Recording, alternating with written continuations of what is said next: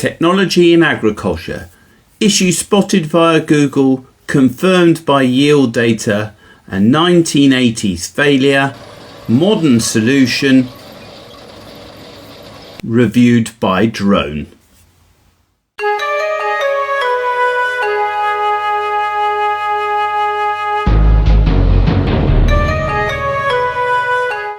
Okay, so we stopped in at this drainage scheme last week and I just wanted to show you the output. Nearly fell in the hole there. Right, so let me just reverse the camera. So we'll have a look at the drainage scheme, but here it comes. This is the discharge point now. It's not currently running. It was when they first put it in, which was quite surprising because it is pretty dry here. My original plan was simply to install a T-shaped drain through the middle of the damaged crops we identified on Google Maps. However, the drainage company identified that there was more fall available further downstream. This would also enable us to run a lateral drain under the headland tram line adjacent to the ditch, which has historically also been wet. Running a more conventional main drain and lateral setup with the restrictions imposed by the water main, here illustrated in purple, would enable us to mole plough in future. This would capture as much water as possible, maximising our return on the drainage investment and maintaining good drainage over a larger area going forward. Right, so the point I was going to make was, there's where the main drain discharges. This is the main drain coming up the field. Now, in the field scheme they're working on at the moment, they are draining after we've planted. Here we chose to wait, primarily because of the mole ploughing. But it's areas like this where, I'm trying to get my foot for scale, you know, it's about 40 to 50 centimetres of spoil here. It takes quite a lot of tidying and rolling down to get this drillable, so it's quite a challenge for us. So we're still on the main drain. Here's another lateral coming up and then back to the main drain, and then we have it parallel to this run of oak trees. The main drain carries right on up to the road with the laterals coming off. But this amount of spoil is a real challenge with a view to cropping this field this year. So having said that, you know, there is another way where you just ignore the drain and you just plant the areas in between, and you concentrate on the fact that you've planted 90% of the field, and you just acknowledge that some of the areas won't be available this year. We are on one of the laterals now, and the drainage scheme has been laid out in such a way that the mole ploughs can be drawn through perpendicular with the road, so that the water will flow downhill towards me, and every whatever this is, every 40 meters will be caught by a lateral drain with the gravel.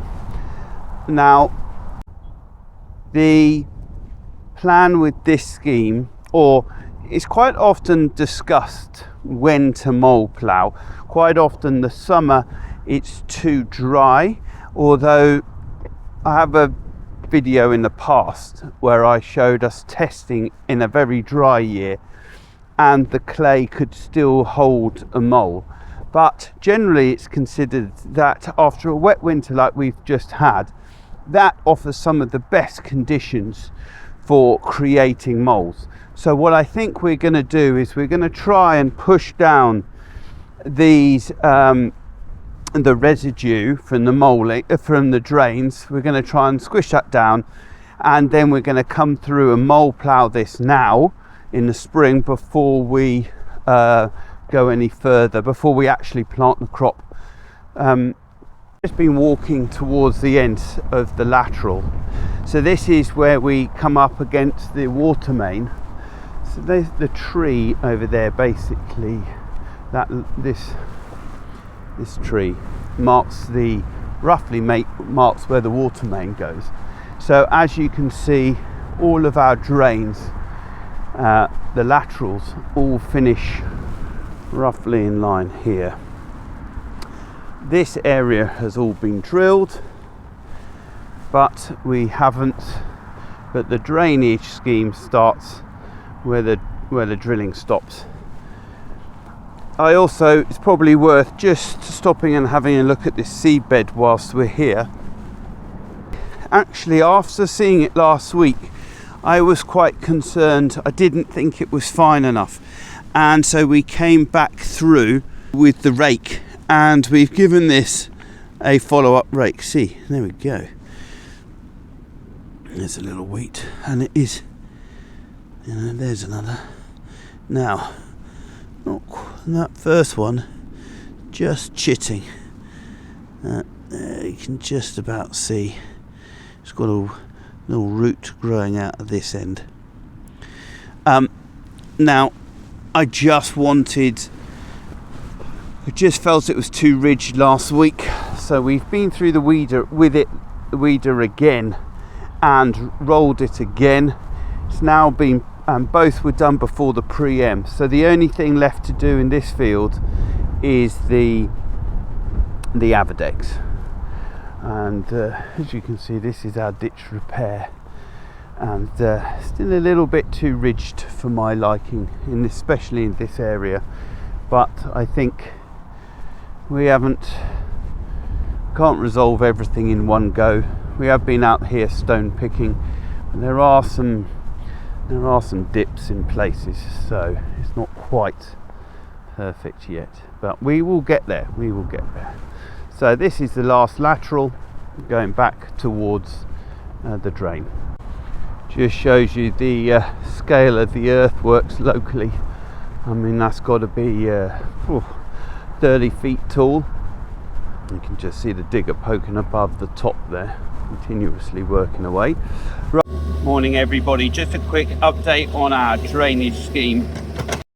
Sorry about the background noise, but my drainage contractor called me in to show me this here, where the laterals are actually above the clay drain. Now apparently he was telling me that although the pipe comes in and it's meant to,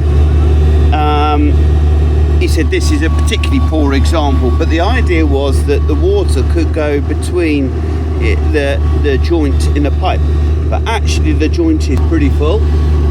And the other point is that he was talking about the gravel, and as you can see, the gravel is quite dirty, and this is apparently also an indication that the drain is getting to the end of its life, because basically it's no longer porous.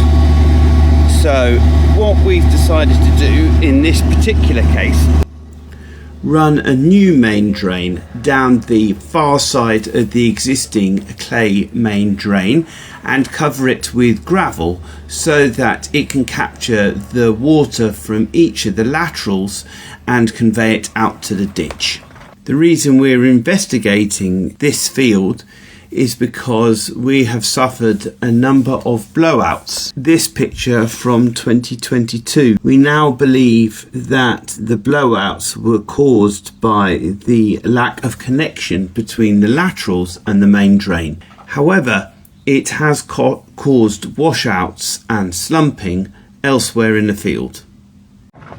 In fact, as we walk up the field, I've tried to put the dog in the hole, but this one's even deeper. This one is a good 30 centimeters deep. It's on the main drain run. Well, I've gone round the corner, but basically there's a yellow flag behind me. Oh, I don't know, there somewhere I think. That marks another wet spot. Not currently wet now, interestingly enough, but that'll be the final conclusion of this main drain run. So we're just putting 2 main drains in, and 2 laterals, and just trying to pick up those original clay drains and putting a new main drain in. So I'll put a main drain with gravel over the top, and hopefully these laterals will discharge into the main drain. Good morning everybody, Saturday the 29th of March, and I just wanted to revisit this field. We had a look at it a couple of weeks ago, but as you can see, it's winter wheat that kind of fades out as it drops down to the middle side of this valley, and then it strengthens as we go up the other side.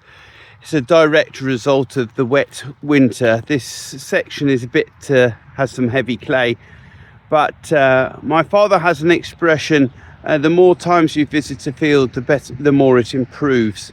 So I'm visiting this field a lot to try and get it to improve. So as you can see, we are standing in the sort of the beginning of the wheat section. It's a lovely crop up the far end, and then just about here it starts to fade out. And if we pivot round, it's not very strong. The sun doesn't help, but it's pretty weak until the rise, and then it's strong on the other side. So at least we have rows now. You can see these rows certainly quite clearly, but you can see the rows are there all the way across the field. So whether it was the rolling or the digestate, but those seem to be combining to improve the situation a little bit. So let's fast forward to the top of this field.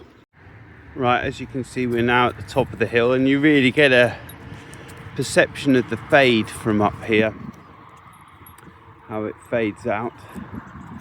And if we pivot round, we're in still in the barren section, and the light isn't doing it justice, but it does strengthen up quite significantly, which is interesting because that far end of the field is historically the weaker end. Now if we go back, as you can see, just before these houses, you see there's quite a lot of, there's like a wetland river area down there,